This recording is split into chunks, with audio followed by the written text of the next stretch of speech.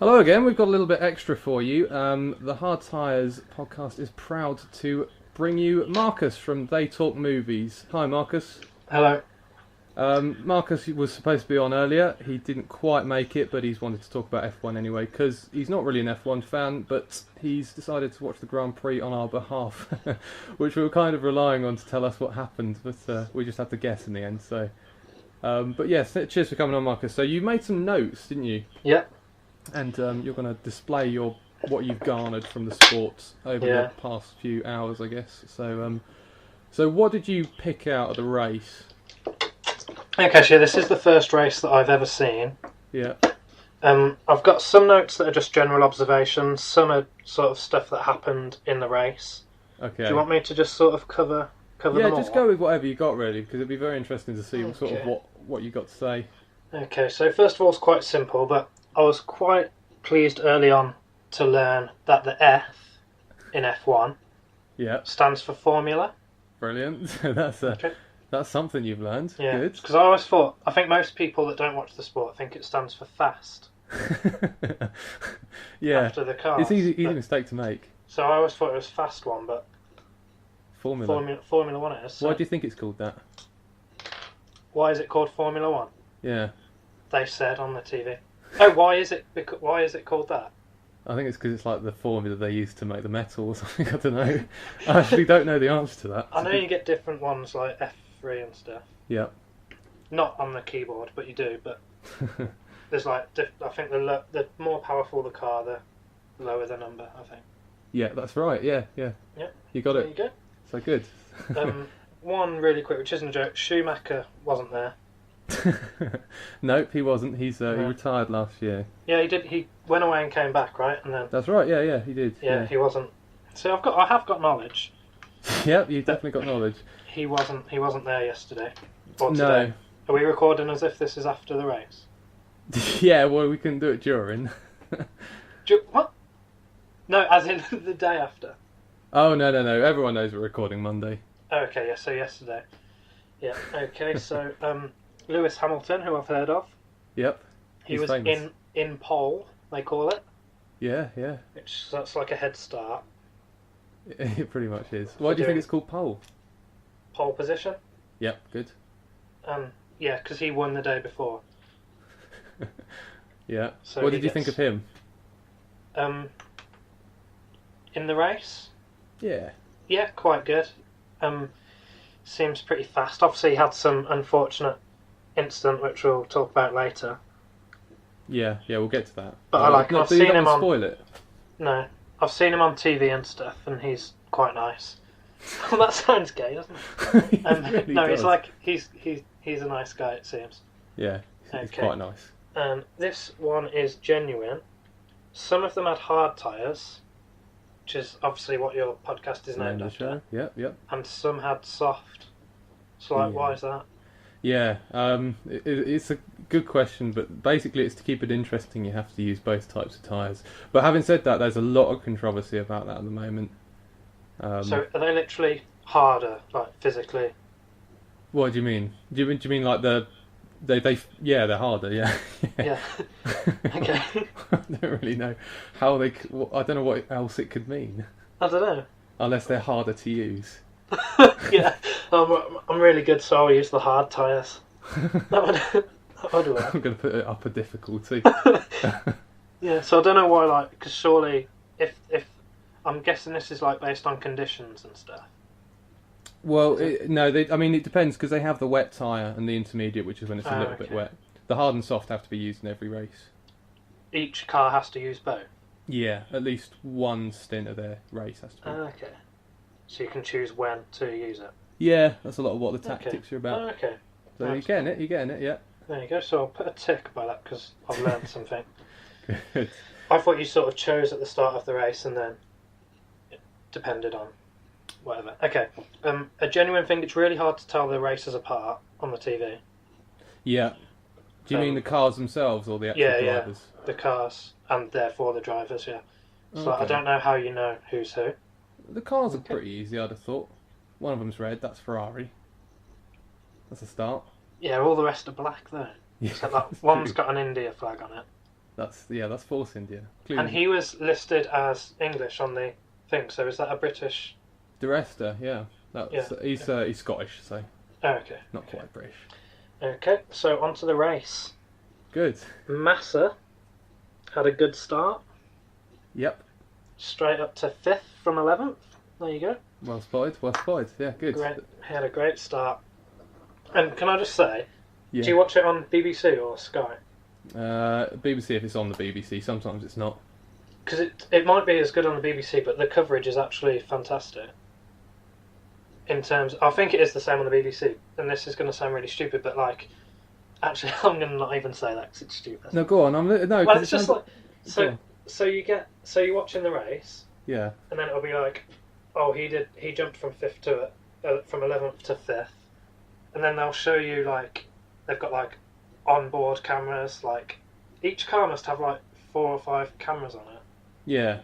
That might be obvious to you, but it wasn't to me. So it's a fair point, though. No, it's a good point because actually we do overlook it as F1 fans. Is the coverage is ridiculous. The amount of views you get. I mean, in the old days, it was literally just like 10 cameras or whatever that dotted around the circuit. Yeah. And you could easily miss a crash or an overtake or something. So you're right to pick that out. So like say him jumping from 11th to 5th, you see it from his point of view, the point of view of the guy behind, the point of view of the people that he's overtaken. Yeah. So it's like you get so many angles and stuff on everything that happens. They've started doing helmet cams as well, which is very interesting. Then you get to see actually what they're seeing. Yeah. And the steering wheels have got a lot of buttons on them, haven't they? They have, yeah. There's a lot of things that a Formula 1 car can do. Yeah, I've heard they're expensive. Yeah, they really they're are. Valuable, aren't they? I think 30 grand or something. Jeez. It's a car in some places. Well, most places. Yeah. Okay, and then Webber had a small crash as well near the start, I think. Yes, yeah, he whipped his front wing. With Grosjean. Yep. Grosjean's very notorious for crashing into a lot of people. Yeah, I know. I think on this particular incident, it was a bit of a meet in the middle. I've got written down, so no one's fault, I don't think. Expert opinion. Actually, the FIA would agree with you because it didn't punish anyone. Yeah, that's good. I've got who is who written again. Who is who? Okay. This I blatantly just stole from the commentator. Alonso couldn't find his line all weekend. There you go. I don't even know what that means. So I must have literally just wrote down what he said. Yeah, clearly. Yeah, all weekend. But I know by all weekend they mean like in practicing and stuff as well. Yeah, or that's like true. Time trials or whatever. So, okay, now the important stuff. Okay, on lap 8. Yeah. Back left tyre popped. This was. Well, I've put fucked, but I didn't want to swear on the podcast. No, it's alright. We all swear on the podcast. So back left tyre fucked. That was Hamilton. Yep. Who was winning. He was, yeah. He actually had a 2-second lead nearly at that point. Yep. Yeah, that's true. 1.8 or 1.9 seconds, I think. And then he had to go all the way to the back because he was too slow with only 3 wheels. Unfortunately, he was half a lap from home, which means the pit stop. Yeah, that's right. Where you get your tyres changed. So actually a disaster because even though I don't watch it much, I would have liked Hamilton to have won the race that I was watching. I imagine he would have done, I guess. I don't know how easy it is to say. Yeah, I expect he would have been in a really good position. It is difficult to say, but the thing is with, well, I won't spoil it, but with someone else going out, that was, that would have been Hamilton's race, I expect. Yeah. But do you think it was Hamilton's fault? I don't know, because I don't know much about the tyres and the curbs or whatever. Have they established why? It's a big controversy. It's really complicated, but yeah, basically there's threats to even boycott the next race at the moment over the whole whole safety situation. issues. Yeah. Yeah, so I don't know how he could be blamed really. Yeah. Yeah. It was quite sad, obviously being the home team as well. Yeah, he is the home team. Pretty disappointing. And like I said, I genuinely would have, despite not having much care in it, I would have liked him to have won the race that I watched. Yeah. Well, I'm sure he will win a race one day, so maybe you just have to I'll probably watch another. Yeah. Did he won the whole thing, right? Before.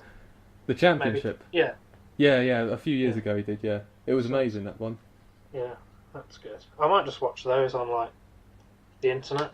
You just have to watch the last lap of the last race. That's when he won it. Okay, I'll do that. Really exciting.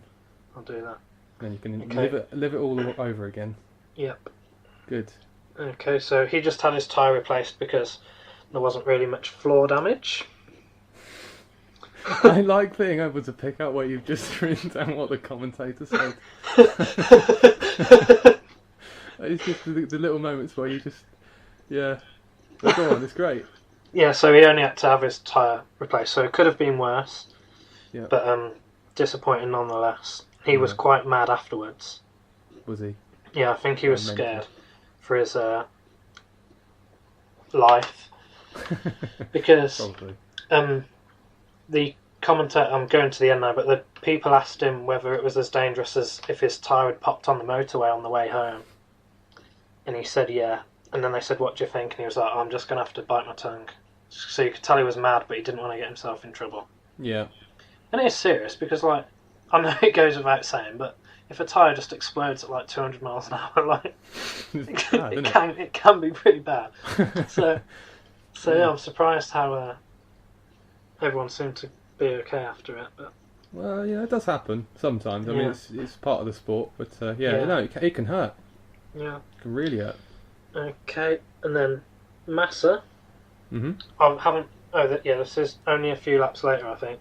The same tyre popped, and on this occasion, instead of just being slow, he actually skidded. Yeah, as well. That's true. So quite cool to see him skid off, and they were a bit unsure whether the skid caused the pop. But then luckily there was a camera, so they rewound it, and the pop happened first. Yep. So yeah. So they know that one was at 120 miles an hour, I think. So. Okay. And that was the same Aintree corner Well done. as Hamilton, so that's why they weren't sure whether it was the curve, because they have to check the course before the race to make sure there's no, like, I don't know, speed bumps or like anything in the way. Yeah. And they checked it the day before, but they had recently installed some new drains, Okay. so they weren't sure whether the drains had like spikes still in them or anything like that. That's interesting because I didn't know that. So they just had some new drains put in. So bit of information there. Actually, I don't think. Yeah, I've known about that. So that's a bit of exclusive information in the middle of all that babble. Yeah. I'm guessing that because we haven't heard, the drains are actually fine. Probably, but you never know. Okay. Vern tyre 2. Yeah. Vern's tyre popped as well. What do you think of that one? I don't know whether I saw that one. Oh, okay. Well, I must have, because I've got it written down. I can't. Was it the same? Oh, was he? He was just going in a straight line. Yeah, right? He was in front of Oh shit! Yeah, and the guy behind him was right behind him, wasn't he? Yeah. Like nearly touching, and then it popped, and he. I haven't made note of this, but it made me laugh.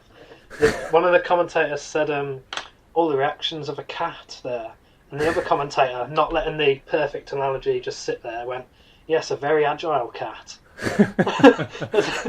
as if the reactions of a cat wasn't enough to describe how quick he reacted. Well, it might have been a really slow cat he was describing.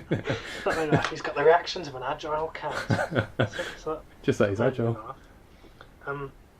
Okay, so got one serious question and then something that actually really bothered me afterwards. So DRS, they mentioned so many times. Okay. Unlike where they clarified Fast One into Formula One straight away, they didn't at any point explain what they were on about. Oh, really? Yeah. So DRS, well, that's funny because, like, with the British Grand Prix and everything, they know that a lot of people watch it, so they try and describe things like that to the new viewer. Yeah. So did you not understand DRS? No, and they said it so much. It's a weird little system. Basically, like if you're close enough to the car in front of you, down a certain straight on the course, you can sort of open up your rear wing so it lets in the air, and you go a bit faster. Okay. What does it stand for? Drag reduction system. Okay. Or do really speedy. That's the other one. Do really speedy. That annoyed me because they were like, oh, you could use the DRS there, and I'm like, what is it? I could have googled it, but I thought I'll wait and ask you a day later instead. It's better that way, yeah. Yeah. Okay, Did you hear anything about KERS, or is that something you weren't? I haven't made note. Alright, fair enough. I won't go into that then. Okay. That's just another speedy thing. Okay. Yeah, I'm not bothered about that. Right. Okay, on lap 17, I'm guessing this was to like make it a bit more exciting because the race was a bit like everyone was set in their positions. So all of a sudden, a new team obviously starts, and this was the safety team who joined the race halfway through. I guess as some sort of like to make it more exciting or whatever. I'm not really sure. Yeah. The main thing that bothered me about this team is that their car was completely different. Yeah. That's cheating in a way, isn't it? Yeah, because like, obviously you've all got these really complicated cars, and like obviously the hardest thing is knowing like what button to press and everything. Yeah. But then the safety team just drove like a pretty normal car. So obviously all you've got is like forward, stop, gears. So like quite an easy car to drive. So I thought it was a bit, even though it's firm to get an extra car. It's a bit. It's not. I don't really find it fair. Also, if you notice, they had 2 people in that car. How's that fair? Oh, I didn't notice that. Yeah. So you've even got co-pilot, Yeah. or co-driver, and also when they came on, they just went straight to the front. Yeah. So, Well, they're really quick. Yeah. All the other cars couldn't get past them. I know, but yeah, that generally concerned me. I don't really think that's. Don't think that's a good idea. No. So I mean, they didn't win in the end. No. But still a bit concerned, obviously, when like you want sports to be like a level playing field and stuff. So Yeah. having the safety team just like 1, they don't have to do all the laps. 2, they go to the front. 3, different car. 4, you've pointed out to me, 2 drivers. Yep. Like just generally a bit unfair. Maybe there might have been controversy about that. I don't really know. No, I don't know. I haven't heard any controversy about that. No. Also, they don't even have to use the same tyres, so it's all over the place. Yeah, that's probably. Yeah. They're probably owned by the tyre company who ruined everyone else's tyres. Yeah. Yeah, that's probably true. Yeah. So obviously, maybe if you're in love with the sport, you wouldn't notice that sort of unfairness. But obviously, as an outsider, that was one of the main things that stood out for me. So Yeah, tick that safety car. Yeah, that's done. Okay. So, just to further point out, it was turn 4 that was causing problems, and like I say, maybe a bit of sharp curb. Yeah. Or something. Or like a kitchen knife down there or something. Yeah, I know. Someone might have just dropped something. Obviously, because people camp there, don't they? So if you've left a beer bottle out or whatever, I don't know. Yeah. Haven't got this written down, but they told the drivers not to go on the curbs. Yep. And most of them only just kept doing it. Yeah. It's like fair enough. Don't listen. I know, but so they should listen really. And the team radio is also that's probably been about for years now, being that broadcast on TV. But that's also pretty amazing, really. It's even better in America though, because they literally just like. Oh, actually, I'll tell you what. In the British touring cars, sometimes the broadcasters will just like phone them up while they're racing. Just like, how's it going? And they'll go, yes, it's driving quite well at the moment. Yeah. See you later. That's so good. To not take it off topic, I've heard there's been changes in football as well, ready for next season, in terms of like what's the word? Accessibility to like the players and stuff, and not changing rooms. I don't think yet, but they want to go that sort of way. Oh, that's so cool. It's like the equivalent of having like a headpiece on the manager on the touchline, isn't it? Really? Yeah. Like, Or the referee or something. Yeah. So that was actually really, really cool, especially at the end when they're like, "Great drive, man." Yeah, there's always that bit, and they go, Yeah. "Woo, yeah. Yeah. And then they don't really sound that enthusiastic. Okay. To be honest, that was my last note at lap 17, and then I don't know whether I was watching, but my next notes we're up to lap 42 now. Yeah, So maybe not much happened for a bit. I think that's true. Yeah. Yeah, I did have a barbecue as well, so I had to nip downstairs. So none of our hosts watched it, so you're welcome to a barbecue. Yeah. Okay, and then on lap 42, Vettel's gearbox failed. Yeah. Which I think he said afterwards maybe gear 5 broke or gear 4. Yeah. And then it just broke the whole thing, so he had to stop. And it was a bit funny on the commentary because they were like, because he just went past the pit stop, I think. Yeah. And then he slowed down. They were like, "Oh, make up your mind whether you want to go in or not." And it turns out he wasn't. he wasn't going to reverse and go in. His car actually broke, which one, obviously the crowd was happy and was cheering. Yeah. Which I don't know whether you want to see that or not, but well, yeah, it's a good atmosphere though, by the sounds of it. Like you don't really tend to hear the cheers of the crowds. Yeah, so they were loving that he failed. So, and he was winning at that point. Yeah. So, do you think they'll have to fix that gearbox? Maybe get a new car. Yeah. Maybe just write it off. I'm not sure how they do it. Maybe they just start again, or just replace the odd bit. I'm not actually sure. Depends how sort of tightly it's like. If it's proper like welded in, yeah, just start again. If it'll just pull out and put in, then like the tyres, I know if a tyre popped, they'll probably just put a new one on.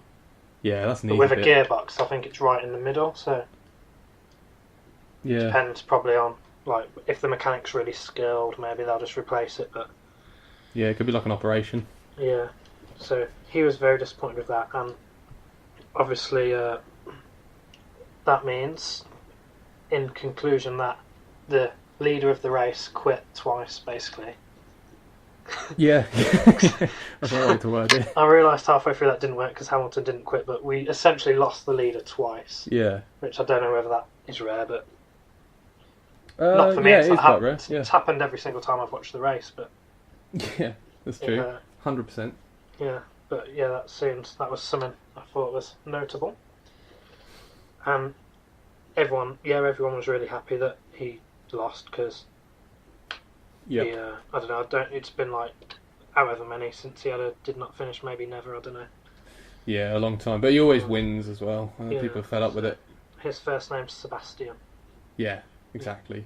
Okay. Who's going to like him? I wasn't like having a go at his name. I was just showing off my knowledge, really. Oh right, I thought you were just making a point there. First name Sebastian. Why would you trust that? I'm just making a note about something I've remembered for after. I've only got a couple more things. On lap 46, another tyre went, and he had to quit. I think. He had to quit the sport? Only for the day. Oh, right, okay. I didn't write his name down, but someone. Yeah. So, and his tyre was so bad a pop that he had to quit. So maybe they haven't got their mechanics probably aren't that skilled to like just change it.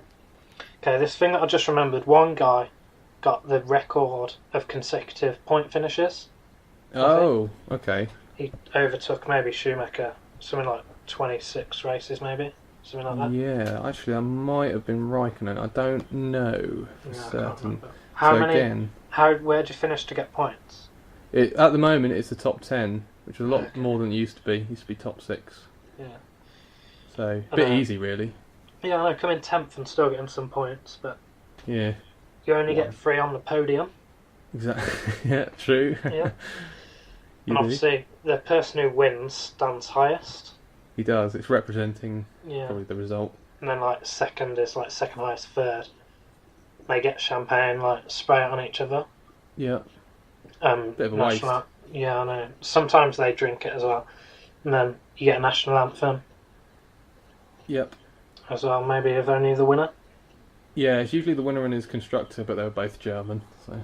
Okay. So normally they'd have 2. If they were different, they'd have 2. Yeah. So if like Alonso won, it'd be Spain and then Italy for Ferrari. Yeah.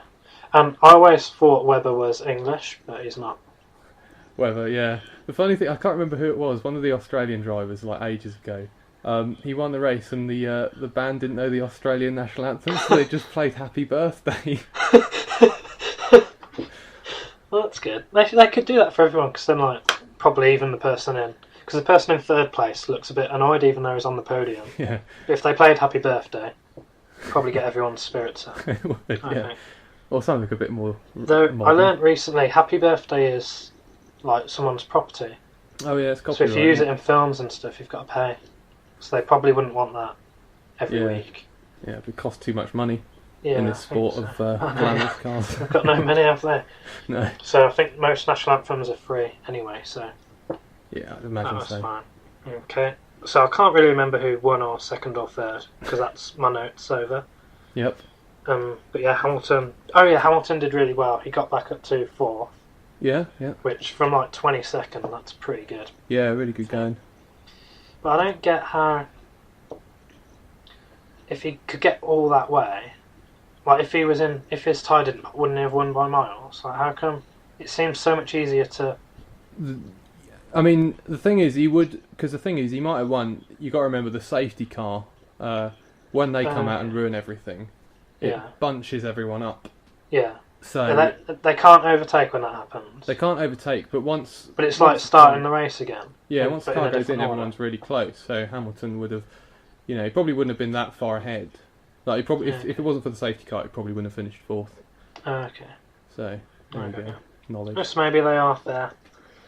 Okay, and one point about afterwards, the most bizarre thing happened. I don't know whether this has been mentioned or if anyone watched the Sky coverage, but there was a fair bit of like interviews and stuff after. And 3 guys were talking. One of them was Damon Hill, who I've heard of, and all of a sudden Jerry Halliwell. Really? Has anyone mentioned this? No, I don't think so. So all of a sudden Jerry Halliwell just walked on screen. A bit tipsy, I think. Oh, really? And sort of just like, I don't know whether she knew she was on TV at first. She was just like, oh, hello. And she started talking to the guys, and they're like trying their best to like be professional, but also they want to speak to Jerry Halliwell. Yeah. And so they were asking her about the race. Yeah. And it was just the most bizarre thing, because she obviously doesn't have a clue about Formula 1. Well, I could tell that. Yeah, wow. And yeah, it was like she just accidentally stumbled onto live TV. That sounds amazing. I might have to YouTube that. Yeah, I'm sure someone's... There was a couple of things. One, what happened? Oh, one, she obviously didn't have a clue, so there was like, what do you think about... They had no choice but to ask her about the race, basically. So they were like... Forced an interview upon them. Are you a bit disappointed with what happened to Lewis Hamilton? And she was like, oh, well, I don't know, it seems a bit like karma, doesn't it?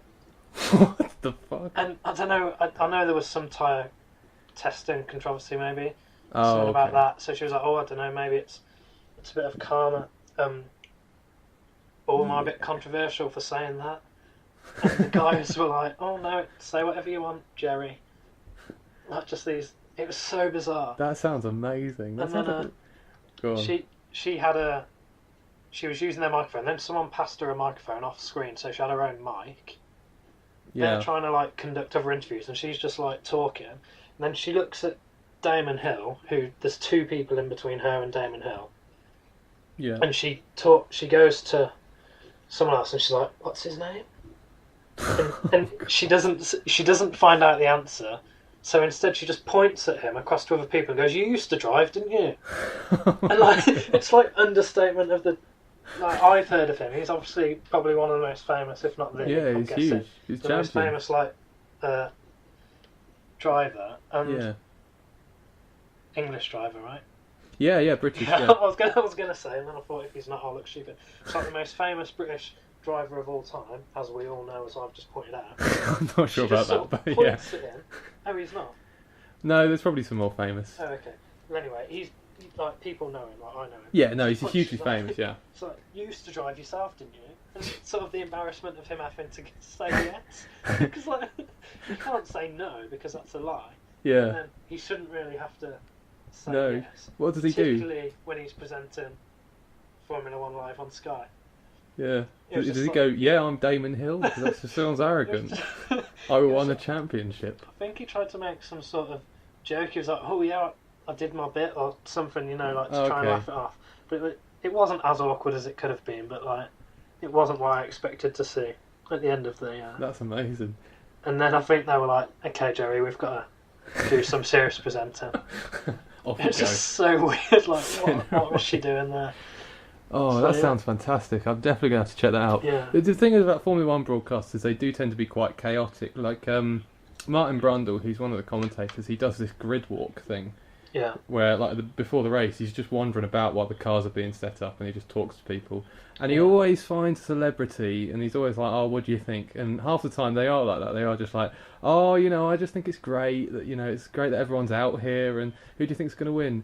I just hope they all have a good race." And it's like, oh, God. Yeah. Martin, don't talk to these people. But I think it's just because he's starstruck or whatever. Yeah. It was a bit chaotic, but in a good way, I suppose, because they'd just go, like you say, going back and forth, talking to like essentially whoever they can. Yeah. And then they'd go to like the public, and they'd be right. like, "Oh, what did you think of that?" And then you've got some guy who's either a big fan or a slight fan, like he's there, but he probably doesn't be expected to give a post-race analysis. Yeah, that's true. Like, and then you've just got a mic in your face, and you can see the people that are trying to like cower away, like. Just don't even I don't want the camera on me, let alone the microphone. And they give it to this guy and he's like, "Oh yeah, I think Lewis could have won." And it's like, I understand getting the fans involved, but if you want post-race analysis and feedback, don't just ask a random guy who's behind some fence. I mean, it was good, but... Yeah, no, it's nice, but the other thing is also, when you're attending a race, I mean, I haven't been to one, but I presume that, you don't get all the television cameras and the commentators telling you what's happening. You get the view of one bit of the racetrack, and you get to see them go past 70 times or whatever. How the fuck is he supposed to know anything that happens? For all he know, Hamilton did win the race. Yeah, exactly. It's like, yeah, great. I'd love to see Hamilton win. And the guy's like, "Well, he didn't." Yeah, he did.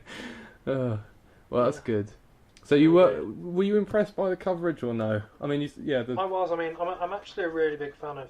Again, I imagine the BBC's the same, but I'm a huge fan of Sky. Yeah. And the services. I just think that, again, I think the football coverage is normally outstanding. Oh yeah, and definitely. the Formula One was no different. I think they have, obviously they've dedicated a channel to it on Sky. Yeah. And I think they show there's 6 things on a race weekend. So it's maybe 3 practices, two trials and the race or something. Yeah. I don't know. There's 6 different things. They just put so much effort into everything they do. And so Sky, I actually generally can't really praise enough. And then in terms of how what's the word? How go on. How just the excessiveness of having 5 onboard cameras. Yeah. Being able to speak to everyone at any point. There's just so there's nothing how could they give you more as a viewer? They probably couldn't. Yeah, no, you're right. It's an incredible coverage. Sky have done a good job. I think people were kind of biting towards them at first because, as long as Formula One had been around before then, it had been free to broadcast all the time. And now here comes Sky. But you can't deny they do a really, really good job. Yeah. I think the only problem I have with it is the presenters are not quite as much fun as they are on the BBC. Yeah. They're kind of cold and sort of impassive about it. But maybe Jerry Halliwell will get a full-time gig on it. Yeah, she might. To liven it up a bit. I don't know. It would be brilliant. Yeah. No, I'd be all up for that. And I did actually enjoy the race. It didn't sort of turn me into a huge fan, but I definitely. Before, I'd have said it was a boring sport based on just having not watched it. Yeah. And it was actually pretty exciting and stuff. So I probably will take a vague interest from now on, which is better than nothing. I suppose. No, that's as much as you can hope for. Yeah. I think it's usually how people sort of start. Is that they kind of flick it on and it's just on for a bit and you go, oh, it's quite good. But yeah, no, that's good. It's good that you enjoyed it and. You obviously paid attention to it. Yeah, I thought if I don't take notes, when you ask me, I'll just be like, a tyre popped. So at least I had some valuable... You had more than a tyre popped, yeah. There was a bit more than that, which is good. Yeah, no, and it's interesting to hear what you think of the broadcasting as well, because I think that's something that Formula One fans overlook a lot as well. We are just so used to it now, because every race we expect it. Yeah. But, no, it's cool. Okay, great. It's good to hear from your analytical perspective, but how is your predictional perspective? We're going to have a little quick game of baby bets before we go. Okay. Baby bets? Baby bets. So what happens here is every week I assign So basically, I put down a 50p bet on your behalf. Okay. And you can bet on what's going to happen in the next race. And I've kept a running total of how the other hosts have done. They've all lost me money so far. I'm down about £2. Oh, Jesus. Yeah. So they're not doing particularly well. Yeah. You could launch us into the stratosphere with your bet. So the only trouble is the odds are a little difficult to get up. But just whatever you think might happen. So you've got 50p, bet it however you want. What do you think? What can you bet on, like someone's tyre popping again? Or? You can bet on retirements, I think. Hold on, let me just get this stupid piece of shit up. Shall I try? You could try. My computer's being rather slow. Oh, it's alright, got it. Okay. First driver to retire you can go for. There's who wins, podiums, how much they win by, they finish in the top 10, things like that. So. Okay. Oh God, I will. Okay, what I think's going to happen is who's German? There's a lot of German. Does home actually matter? Not really, no. No, it doesn't ever tend to sway. Okay. Well, what I think is that Hamilton will win. Hamilton will win? Yeah, because he's going to be pretty mad that he should have won at home. So he's going to be really going for it. Yeah, take it away from the Germans. Yeah, and although that sounds like an English person placing their bet, it is actually based on an opinion. Yesterday's race. That he's going to be so mad that, you know, when you take a bad loss, you always want to come out fighting, don't you? Yeah, that's true. So yeah, I think Hamilton outright. Okay, well that's 4-1, so you could win £2. Do I get that if? I don't know how I transferred £2. That's the only trouble with this game, really. It's kind of inconsequential to the people who are actually doing it. Yeah. What have other people bet on? Just the winners normally, or? Sometimes. This week, what did we bet on? I haven't written it down. So, yeah, I have no idea what we bet on. But yeah, it tends to be just like winners and stuff. Okay. Is it called baby bets because it's a small? It's a tiny stake? bet. Okay. It's the only sort of bet I'll do. Yeah, that's fair enough. Especially when you've got me guessing it. But. Yeah, exactly. I had one other question. Oh yeah, what does the car matter to the person? Like, would Lewis Hamilton beat me in a race if I was in his car? Yeah. And he was in mine. What do you mean? So if he was in, so what's your car? A Fiat Punto. A Fiat Punto, and you were in a Mercedes Formula 1 car. Yeah, well, like I don't know like what the buttons do and stuff. Well, that's it. Yeah, because I remember when Richard Hammond tried to drive a Formula 1 car and he just kept stalling it because it's really hard. I thought you were going to say the time he nearly died. And he knocked himself out. No, severe memory loss.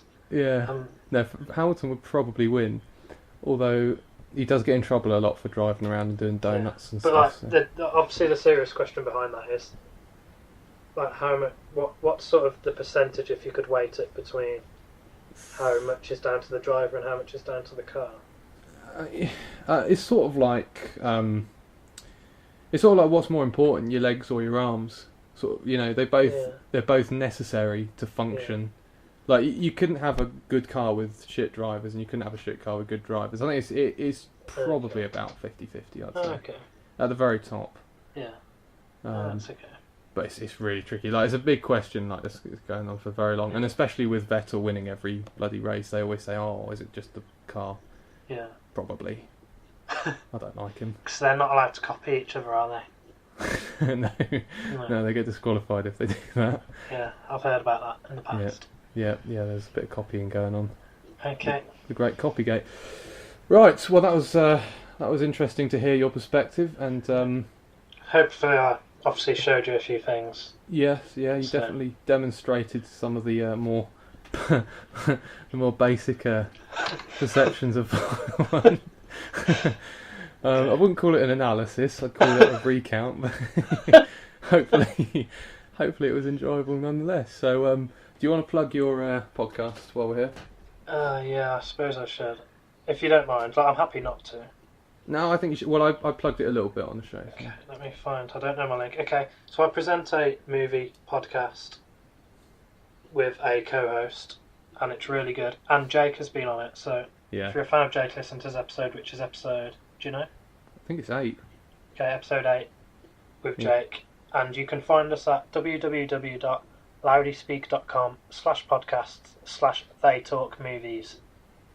Excellent. Is that good enough? So yeah, if you like films, give it a listen because it's quite good. Even if I say so myself. Well, I did mention that I got a bit of a verbal bashing on the show over the last few days, so you might get a few listeners for that as well. Even if they only listen to the first 20 minutes, it's all good. Yeah.